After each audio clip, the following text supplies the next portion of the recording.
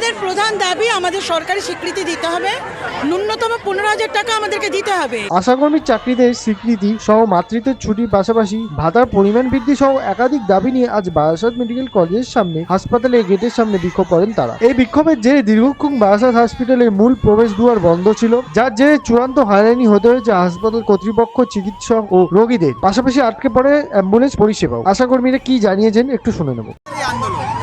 আমাদের আন্দোলন হচ্ছে আমাদের এই ইনসেন্টিভ যেটা আমাদের ভাগে ভাগে দেওয়া হয়, এটা আমাদের টানা 8 মাস বন্ধ।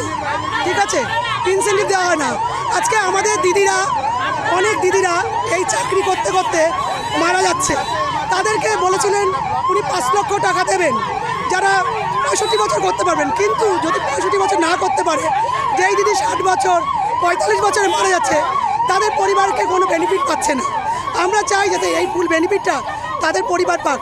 আমাদের অনেক দিদিরা আছেন যারা খুবই দুঃখী, বেশিরভাগই দুঃখী। মূলত হাসপাতালের গেট একেবারে পুরো অবরুদ্ধ হয়ে গেছে, রোগীর আত্মীয়রা রোগী যেতে পারছে না, অ্যাম্বুলেন্স আটকে যাচ্ছে।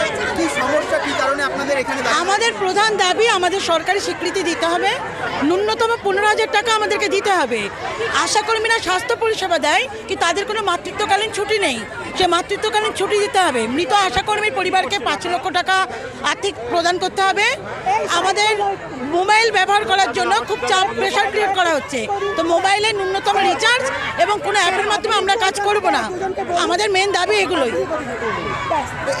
দেখা যাচ্ছে সেক্ষেত্রে আপনাদের এই দাবি মেটাতে কি সাধারণ মানুষ হয়রানির শিকার হচ্ছে? গেট একেবারে অবরুদ্ধ হয়ে পড়েছে।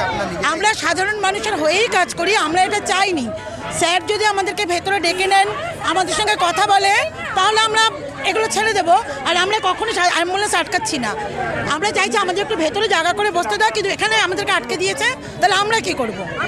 আমরা তো জনগণের কোনো অসুবিধা করতে চাইনি। কি নাম আপনার? আমার নাম কবরী বসু।